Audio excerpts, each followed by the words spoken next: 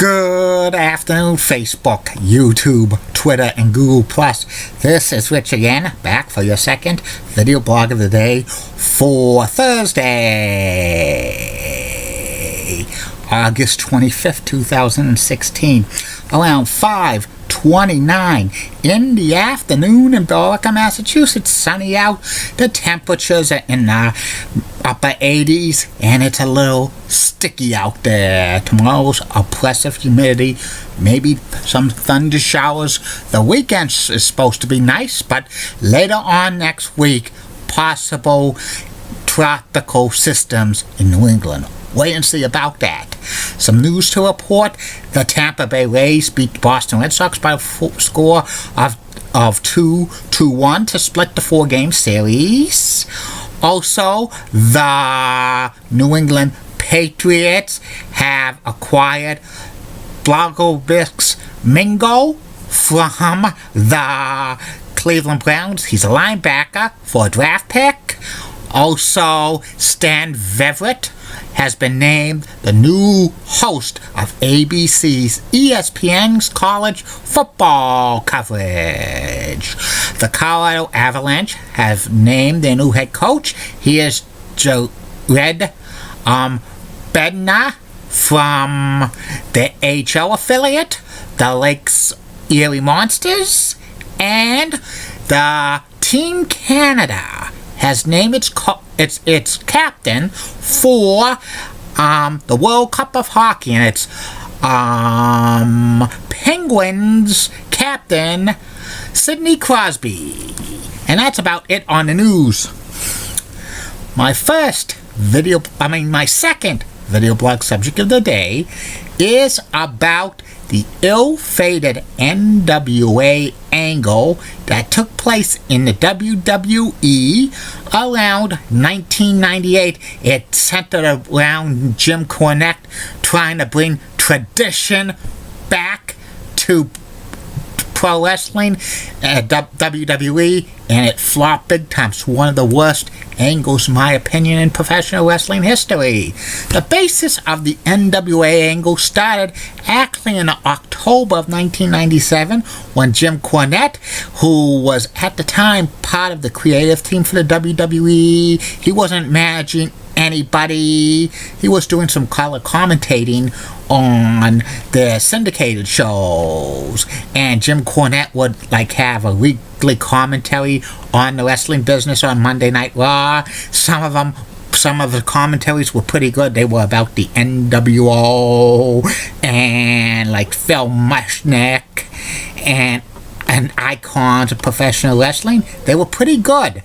And the last commentary that Jim Cornette did was the state of wrestling in going into the year 1998. He said that the state of wrestling, the WCW stinks, the NWO stinks, the WWE stinks, and ECW stinks. He says he was brought on to tradition on wrestling because he came down from the South, and in late 1995, Jim Cornette moved to Connecticut because he was the part of the creative team, and he kind of blasted Connecticut, saying it snows seven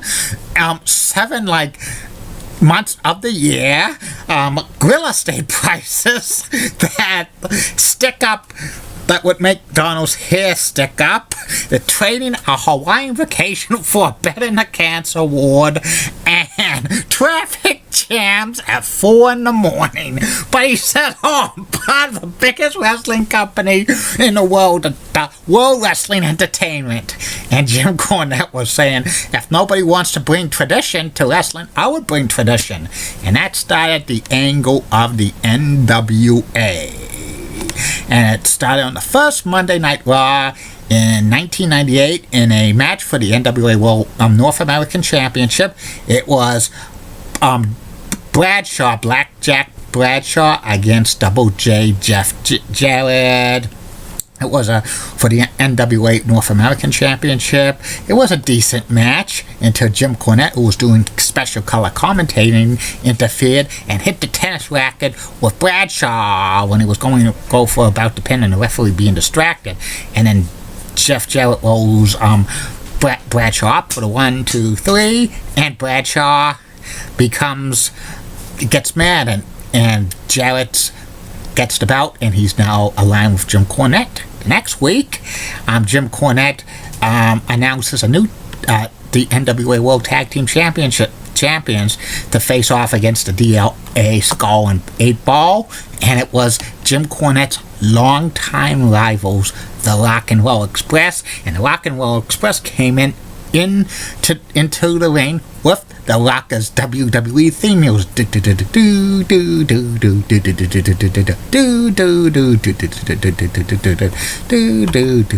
and the Rock and Roll Express, Ricky Morton and Robert Gibson, fought DOA to they lost by disqualification because Jim Cornette interfered, and Chains had to help out afterwards. And then the next week on Raw, it was a rematch with Bradshaw against Jeff Jarrett for the NWA North American Championship.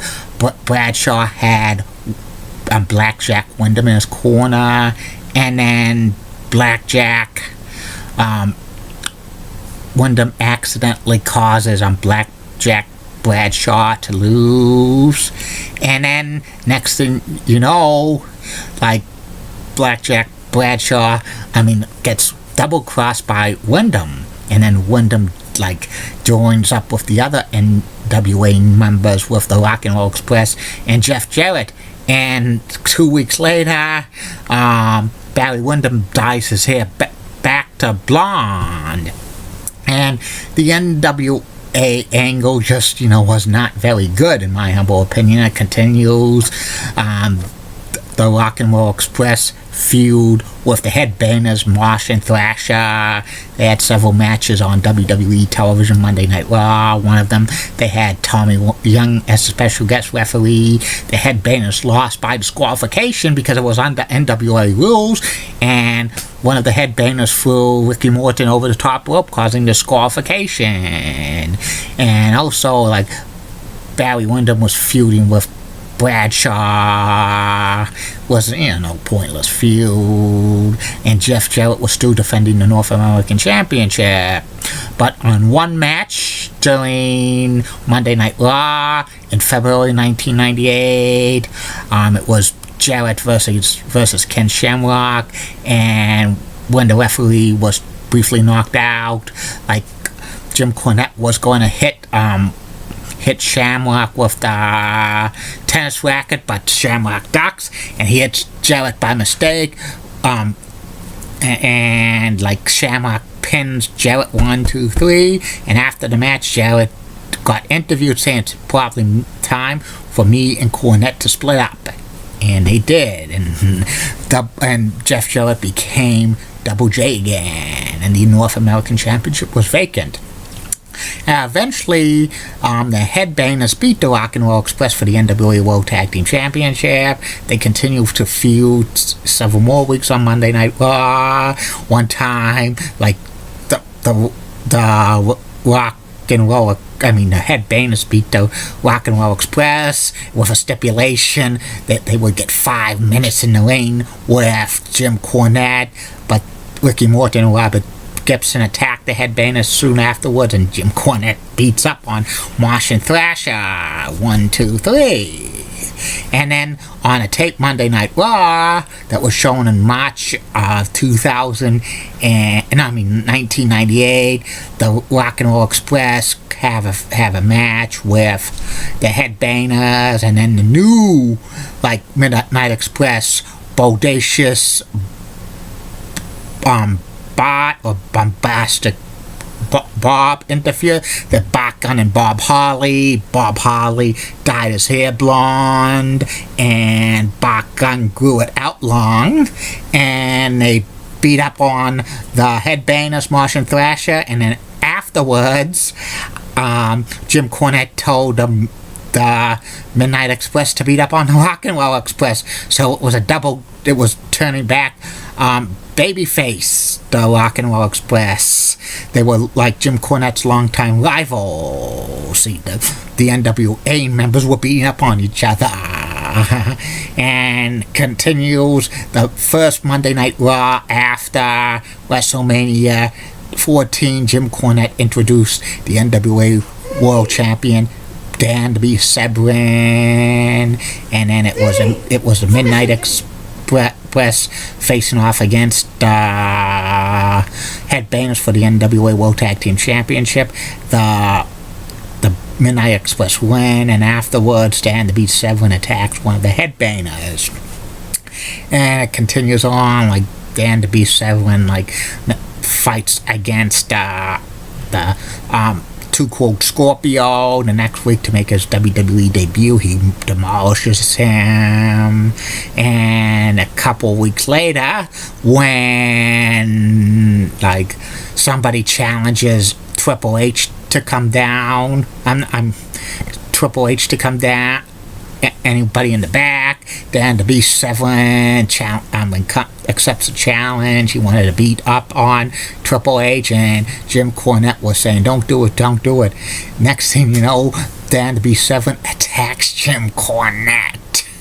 And they were killing this angle because it was awful.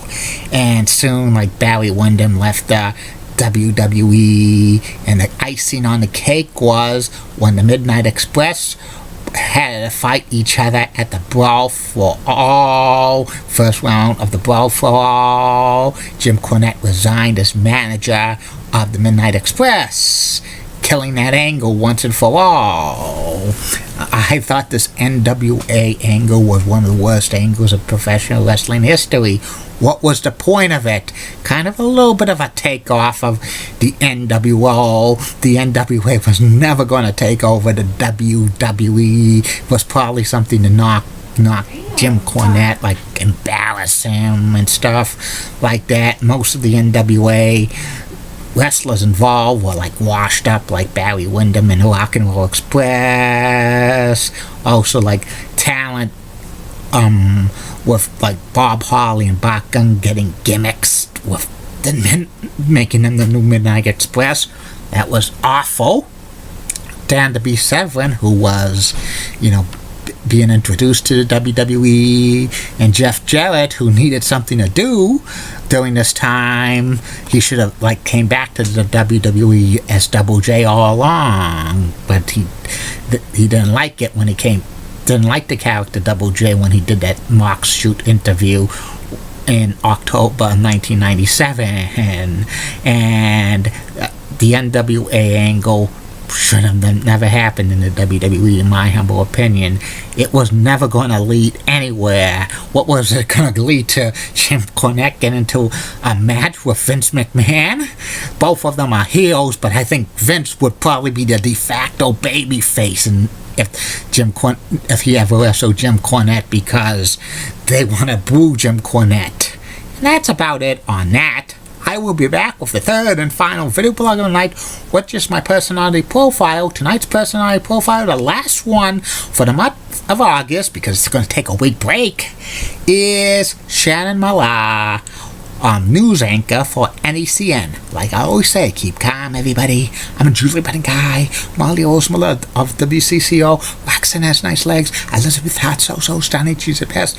Amy Sweezy's awesome Amy.